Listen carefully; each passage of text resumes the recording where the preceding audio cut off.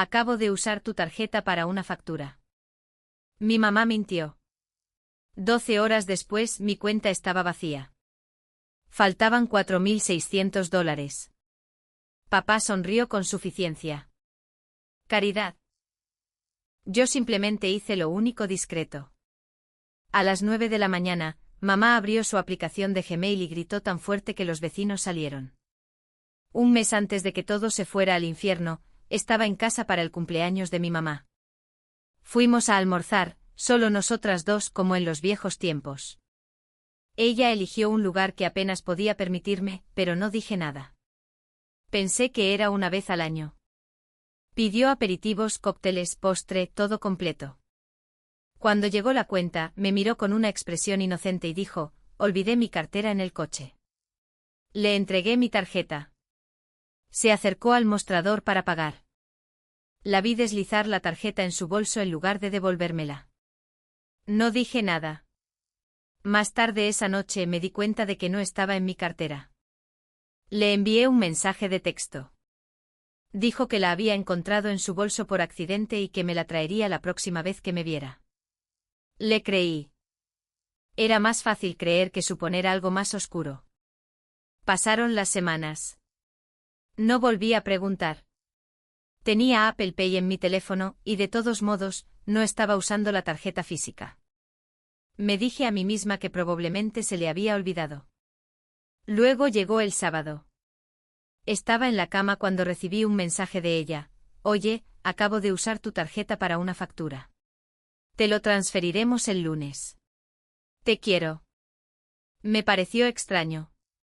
Normalmente al menos preguntaría primero, pero traté de no pensar demasiado.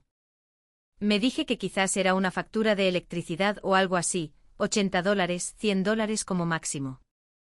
Estaba molesta pero no sorprendida. Aún así algo me estuvo molestando todo el día. Alrededor de las 10 de la noche cedí y abrí mi aplicación bancaria. $12.33. Sentí un vuelco en el estómago. Refresqué la pantalla 2 veces esperando que fuera un error. Luego abrí el historial de transacciones. Hubo 3 retiros masivos, $1.800, $1.200 y $1.600. Todos estaban listados como transferencias de cuenta corriente espaciados por unas pocas horas, y todos ocurrieron el mismo día. Me quedé mirando la pantalla un rato antes de llamarla. No hubo respuesta. Le envié un mensaje de texto. Nada. Llamé a mi papá. Directo al buzón de voz. Apenas dormí. Me quedé toda la noche refrescando mi cuenta bancaria, como si los números pudieran cambiar. En algún momento le envié un mensaje a mi amigo Teo. Él es abogado. Solo necesitaba saber cuáles eran mis opciones. Le envié capturas de pantalla, le dije que la tarjeta había estado en su posesión por un tiempo, y que nunca di permiso para esas transferencias. Él no hizo preguntas. Solo dijo, envíame la lista completa de transacciones y sus direcciones de correo electrónico. El domingo por la mañana conduje hasta allí. No los advertí. Todavía tenía una llave de repuesto. Su coche estaba en la entrada, así que entré. Me senté en el sofá y esperé. Eran poco después de las 8:30 de la mañana. Exactamente a las 9 escuché la vibración de su teléfono en la mesita. Había recibido una notificación de Gmail. Lo recogió, lo abrió y gritó. Un grito realmente gutural. En segundos escuché voces afuera. Los vecinos salieron a sus porches. Uno de ellos, de hecho, se acercó a la puerta y llamó para asegurarse de que todo estaba bien. Mi mamá no abrió la puerta. Estaba paralizada, mirando su teléfono. Mi papá entró desde la cocina y preguntó qué pasaba. Ella le entregó el teléfono. Él leyó la pantalla y soltó una risa seca. Caridad, murmuró y sacudió la cabeza. Fue entonces cuando supe que no habían usado el dinero para ninguna emergencia. No estaban atrasados en las facturas. No estaban en peligro de perder la casa. Lo tomaron porque podían. No dije nada. Solo observé. Lo que acababa de leer era una carta de demanda formal enviada por Teo, dirigida a ambos. Exponía el uso no autorizado de mi cuenta, el hecho de que la tarjeta había estado en su posesión sin permiso, y la cantidad total retirada. Les daba 72 horas para devolver cada centavo, o de lo contrario, enfrentar un juicio civil. Ella no gritó porque se sintiera culpable. Gritó porque alguien la confrontó. Después del grito, después de que los vecinos regresaron a sus casas susurrando, solo Dios sabe, mi mamá se quedó allí, paralizada, apretando su teléfono como si la hubiera quemado. Mi papá leyó el correo electrónico, le lanzó una mirada que decía, te lo dije, y luego se volvió hacia mí. Sonrió. No fue una sonrisa cálida. Fue una de esas expresiones engreídas que hace la gente cuando cree que todavía tiene el control de la situación. Vamos, Nina. No hagas esto dramático. Eso fue lo primero que me dijo cualquiera de los dos. Yo no hablé. No iba a rogar por mi propio dinero. No iba a discutir sobre lo que habían hecho. Simplemente esperé. Mi mamá finalmente reaccionó y se lanzó a un discurso. No fue una disculpa ni una explicación, fue un discurso sobre lo difíciles que habían sido las cosas últimamente, sobre lo ajustado que estaba el dinero, y sobre cómo yo nunca había entendido lo que significaba ser responsable de una familia. Dijo que sí, quizás estuvo mal no preguntar, pero que no era como si lo hubieran robado. Simplemente usaron lo que ya estaba en la familia. Ese fue el momento en que me di cuenta de que no iban a admitir un error. Genuinamente creían que tenían el derecho. Cuando no respondí, mi mamá cambió de táctica. Levantó la voz, dijo que había planeado pagarme, y que yo no tenía derecho a ventilar nuestra ropa sucia y a enviarle un abogado. Dijo que lo que hice fue irrespetuoso, agresivo y desagradecido. Afirmó que lo peor de todo esto no era el dinero. Era que me había vuelto contra mis propios padres. Le hice una pregunta, ¿dónde está mi tarjeta? Ella parpadeó. Dijo que no estaba segura, que quizás estaba en un cajón en algún lugar. No le creí. Entré en la cocina, abrí el cajón que siempre usábamos para la chatarra, pilas viejas, bolígrafos, cambio suelto, y allí estaba, mi tarjeta, justo debajo de un folleto de Bed Bath & Beyond. La recogí. Ella me siguió e intentó decir algo sobre que tenía la intención de devolverla, pero yo simplemente me di la vuelta y salí. Ella me siguió hasta la puerta, gritándome que estaba exagerando la situación. Cuando llegué a casa, tenía 9 llamadas perdidas de ella, 5 de mi papá, y 2 de números desconocidos. Luego llegó el mensaje de texto, no arruines a esta familia por un malentendido. Habla con nosotros primero antes de hacer algo estúpido. ¿Crees que un abogado va a arreglar esto? No respondí a ninguno de ellos.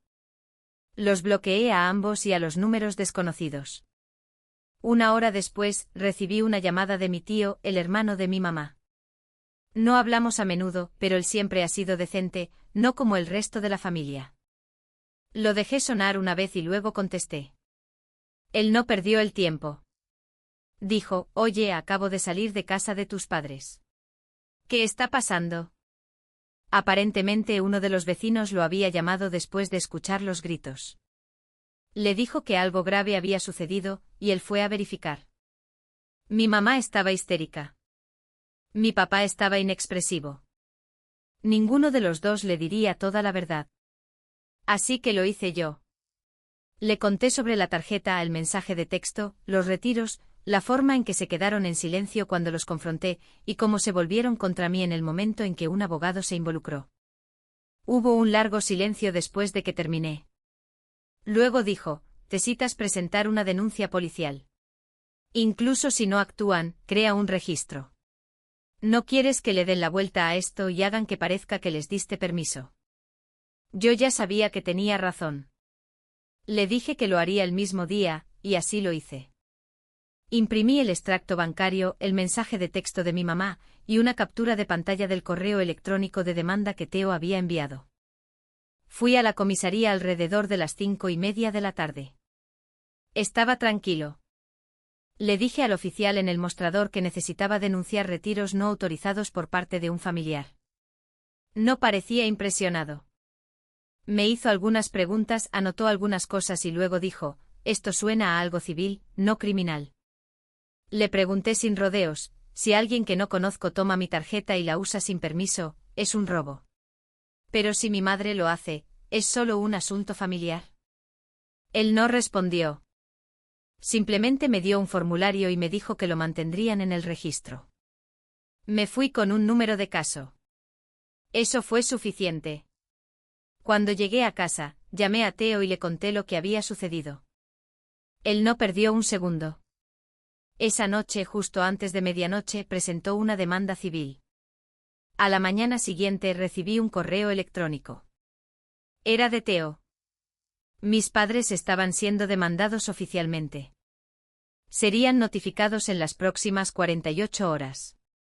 No lo sabía entonces, pero lo que sucedió después, las llamadas telefónicas, los ruegos, las amenazas, los secretos, eso fue el verdadero comienzo. Fueron notificados el martes por la mañana. Me enteré 2 horas después, cuando mi mamá llamó desde un número que no reconocí. Contesté sin pensar. Creí que podría ser alguien del trabajo. En el momento en que escuché su voz temblorosa y llorosa, casi colgué. No me saludó. Saltó directamente al asunto. Nina, ¿qué estás haciendo? No tenías que hacer esto. Podrías haber hablado con nosotros. Me quedé en silencio. Ella continuó, dijo que era humillante. Dijo que el vecino vio al tipo entregarles los papeles y que ahora todos piensan que somos criminales. Luego me lanzó una frase que no esperaba, ya te dije que te lo pagaría. ¿Qué más quieres de nosotros? Como si los estuviera exprimiendo por dinero que no debían, como si yo estuviera siendo irrazonable. Le dije que hablara con Theo, mi abogado. Luego colgué. Bloqueé el número 5 minutos después. Por la tarde mi teléfono empezó a sonar de nuevo. Esta vez era mi papá. No contesté. Siguió llamando. 5 llamadas perdidas en menos de 30 minutos. Finalmente contesté a la sexta. No gritó, no lloró. Habló como si estuviera cerrando un negocio, tranquilo, ensayado. Dijo que lo que había pasado era feo, pero que era arreglable, y que estaba dispuesto a arreglar las cosas, pero que yo necesitaba retirar la demanda antes de que las cosas fueran demasiado lejos. Luego vino la advertencia, oculta en una frase tranquila, como si no significara nada: sabes, estas cosas no solo nos hieren a nosotros, también te hieren a ti. Te arrepentirás de arrastrar el nombre de tu familia por los tribunales.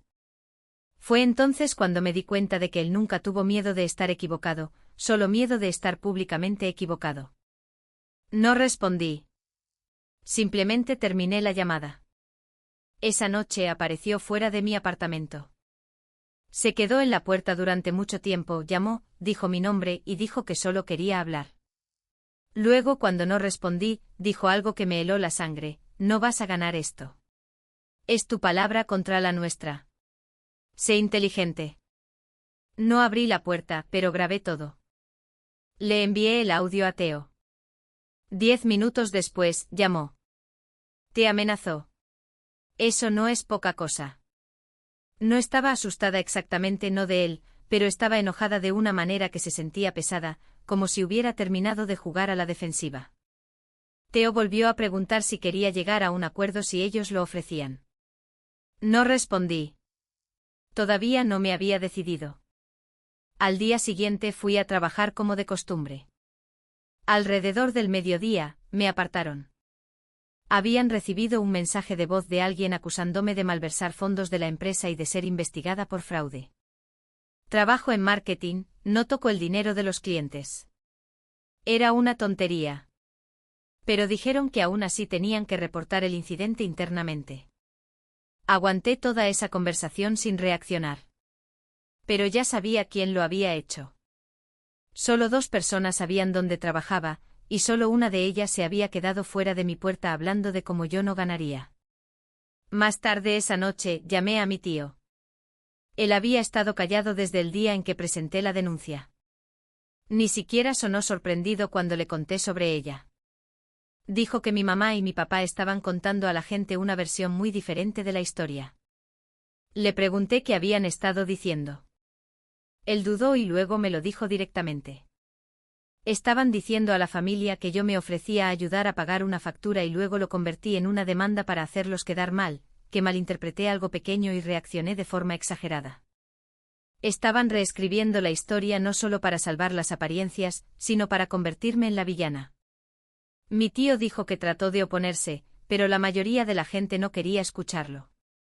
Algunos le dijeron que me creían, el resto simplemente no querían involucrarse. Antes de colgar, dijo, necesitas terminar lo que empezaste porque si lo dejas ahora, simplemente lo harán de nuevo. Él tenía razón.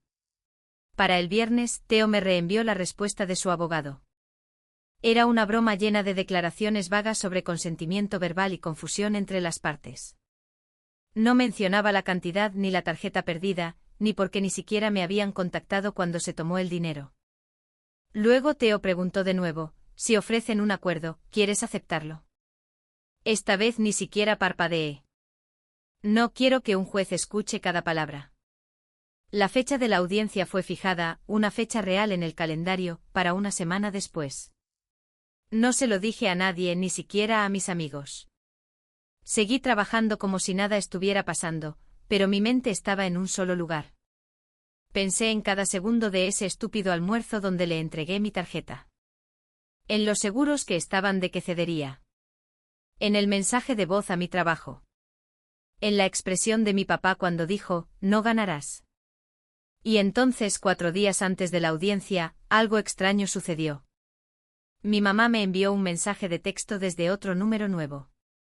Pero esta vez sin dramas, sin historias de lágrimas, solo una frase, ¿podemos hablar? Solo un café sin trucos, por favor. Lo miré durante mucho tiempo. No quería ir. Tenía curiosidad y sinceramente quería mirarla a la cara y ver qué más tenía que decir. Nos encontramos en una pequeña cafetería a medio camino entre nuestras casas. Llegué temprano y elegí un asiento frente a la puerta. Ella llegó tarde con aspecto de no haber dormido. Sin maquillaje, sin espectáculo. Se sentó y no pidió nada. Sacó una carta de su bolso. Estaba escrita a máquina y firmada, una disculpa formal. Decía que había tomado el dinero sin permiso, que lo lamentaba, y que devolvería cada centavo. No la toqué. Luego sacó un cheque. Estaba a mi nombre por $4.600, la cantidad exacta. Tampoco lo toqué. Le pregunté por qué ahora. Me miró y dijo, porque si esto va a juicio, tu papá lo perderá todo, su trabajo, su jubilación. Lo arruinarás. No dijo hicimos algo terrible ni lo siento por lo que te hicimos pasar. Solo, lo arruinarás. Deslicé el papel de vuelta hacia ella. Le dije que el dinero ya no era el punto, que habían cruzado una línea de la que no podían regresar. Ella no discutió. Simplemente se sentó allí, me miró y dijo, entonces deberías saber algo. Fue entonces cuando sacó algo más. Una carpeta de Manila. Dentro había capturas de pantalla impresas, correos electrónicos míos, cosas privadas, mensajes que había enviado a amigos, borradores antiguos guardados. E incluso una captura de pantalla de una nota personal que guardaba en mi almacenamiento en la nube, cosas a las que ella no debería haber tenido acceso. Sentí que la sangre se me iba de la cara. Le pregunté dónde las había conseguido. Ella no dijo nada, solo sonrió un poco. Salí. Más tarde esa noche llamé a Theo y le conté todo. Le envié por correo electrónico escaneos de las páginas que me mostró. Él no habló por unos segundos. Luego dijo algo que lo cambió todo, tus padres no solo te quitaron el dinero, te han estado espiando. Me explicó que lo que le había mostrado, especialmente esa nota privada de mi nube, significaba que o bien habían hackeado mi correo electrónico, o de alguna manera, habían accedido a mis dispositivos antiguos. Ya no era solo un asunto civil, era robo de identidad criminal, fraude electrónico y ciberdelincuencia. Me preguntó si alguna vez había iniciado sesión en mis cuentas desde su casa. Lo había hecho una vez. Usé su vieja computadora de escritorio mientras los visitaba en Navidad del año anterior, solo para revisar mi correo electrónico. Podrían haber guardado la información de inicio de sesión, y accedido a todo. Me dijo que presentara una segunda denuncia policial. Lo hice a la mañana siguiente y eso cambió todo el caso. Cuando el nuevo informe llegó al sistema, la demanda judicial se expandió. Ya no se trataba solo del uso no autorizado de una tarjeta de débito, ahora incluía robo digital y delitos informáticos. Ese mismo día, Theo me envió una actualización. Su abogado se había quedado en silencio. 3 horas después, recibí un correo electrónico de mi papá. Sin saludo, sin despedida, solo esto, ya dejaste claro tu punto. Tú ganas. Pero no esperes ser nuestra hija después de esto. Lo leí 2 veces, luego lo borré. Para el lunes teníamos una oferta de acuerdo, no solo por $4.600. Agregaron otros $2.000 por daños, además de un acuerdo por escrito de que nunca más me contactarían. Lo firmé y eso fue todo. 2 días después, el dinero llegó a mi cuenta. Mi tarjeta fue reemitida. Mi tío me envió un mensaje de texto con una frase: están fingiendo que nada de esto pasó. Por supuesto que lo estaban haciendo. Pero, ¿qué pasó después? Ese fue el verdadero giro. 3 semanas después de que todo terminara, mi mamá volvió a llamar. No contesté. Dejó un mensaje de voz. Estaba enferma. No era una enfermedad falsa, algo grave. Dijo que mi papá quería hablar, que necesitaban ayuda. Y escuché todo el mensaje sin sentir nada. Habían sido 3 semanas de paz, sin mensajes de texto, sin llamadas, sin visitas sorpresa. Había empezado a dormir mejor, dejé de revisar mi teléfono cada 10 minutos, e incluso pasé un día entero sin pensar en ellos. Y entonces llegó el mensaje de voz. Era la voz de mi mamá, pero más pequeña, tensa, como si estuviera tratando de no llorar. Dijo que le habían hecho algunas pruebas y que los resultados no eran buenos. Algo sobre una masa, algo sobre la necesidad de más escaneos. Dijo que mi papá quería hablar conmigo. Y luego vino la parte que uno esperaba: esperamos que puedas ayudar. No lo borré. Tampoco respondí. Simplemente me senté allí durante mucho tiempo mirando mi teléfono como si pudiera empezar a explicarse a sí mismo, porque en algún lugar de esa voz, enferma o no, estaba la misma mujer que me miró a los ojos después de robarme y lo llamó asunto familiar. Al día siguiente recibí un correo electrónico de mi papá. Solo una frase: necesitamos tu ayuda con los costos del tratamiento. No nos ignores. Sin contexto, sin adjuntos, sin mencionar lo que hicieron o lo que me hicieron pasar, solo la suposición de que yo volvería a asumir el papel que me habían asignado. Pero yo ya no era esa persona. No respondí. En cambio, llamé a Theo. Él ni siquiera dudó. Dijo que no había obligación legal. Que sus facturas médicas, su situación, su silencio, nada de eso era mi responsabilidad. Luego dijo algo en lo que no he dejado de pensar desde entonces: esto siempre fue sobre el control. Cuando no pudieron culparte, intentaron asustarte. Y ahora están intentando la simpatía. Es solo otra táctica. Él no estaba siendo frío. Estaba siendo honesto, pero aún así me hizo sentir fatal. No porque me sintiera culpable, no lo hice, sino porque apostaban a que yo me sintiera culpable. Pasaron 3 días. Luego apareció mi tío. No llamó, no envió mensajes de texto. Simplemente golpeó mi puerta como si fuera 1999 y todo el mundo todavía apareciera sin avisar. Parecía más viejo que la última vez que lo vi. Como si todo este asunto también lo hubiera envejecido a él. No se quedó mucho tiempo. Solo dijo que quería hablar, y lo dejé. Nos sentamos en la mesa de mi cocina y dijo: ella realmente está enferma. Etapa 2, algo en el hígado. Todavía no es terminal. El tratamiento es posible, pero caro. Luego me dijo algo que no esperaba: ellos pensaron que esto te traería de vuelta. No lo dijo como si fuera un plan que hubieran tramado. Lo dijo como si fuera una esperanza silenciosa a la que se aferraban. Realmente creían que enfermarse borraría todo. Me dijo que estaban pasando apuros, que mi papá ya había empezado a vender algunos activos, que sus ahorros estaban casi agotados, y que les decían a todos que yo aún no estaba lista para perdonar. Esa frase se me quedó grabada: no estaba lista para perdonar. Como si el perdón estuviera atrasado, como si tuviera un reloj moral marcando dentro de mí.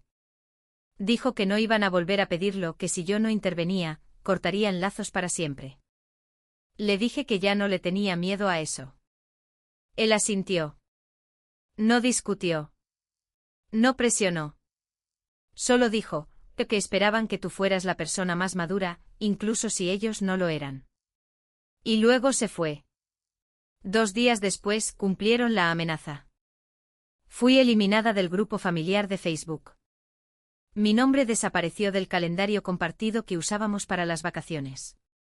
Mi prima me envió un mensaje de texto y me preguntó por qué no figuraba como pariente más cercano en el hilo de correos electrónicos de actualización médica.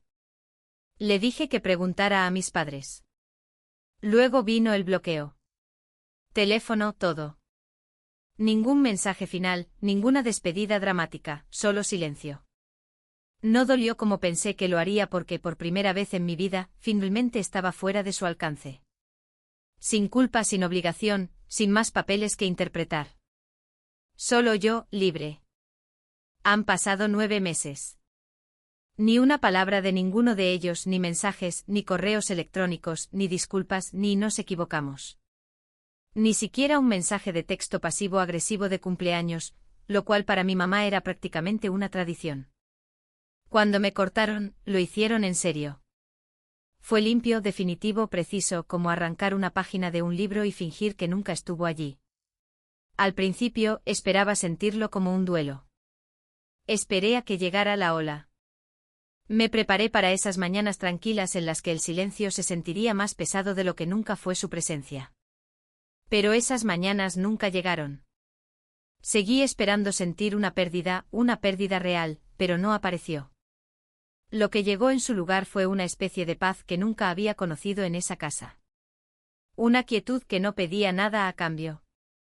Y me di cuenta de algo brutal pero honesto, no los extrañaba a ellos. Extrañaba la versión de ellos que había inventado para sobrevivirles. Extrañaba a los padres que imaginaba cuando era más joven, los que algún día dirían estamos orgullosos de ti, y lo dirían en serio, los que se disculparían y no lo seguirían con un pero tienes que entender, los que se preocuparían más por mí que por el control. Esos padres nunca existieron. Y cuando finalmente dejé de perseguirlos, cuando dejé de dar oportunidades que nunca se ganaron, toda mi vida cambió. Me mudé de estado, conseguí un mejor trabajo, abrí una nueva cuenta bancaria en una institución diferente con verificación de 2 pasos, nuevas contraseñas, todo lo necesario. Hice que limpiaran todos mis dispositivos. Ni rastro de identificaciones de Apple compartidas ni inicios de sesión guardados, nada con lo que pudieran tropezar accidentalmente de nuevo. Incluso cambié mis contactos de emergencia en el hospital, por si acaso. Ahora no saben dónde vivo y nunca lo sabrán.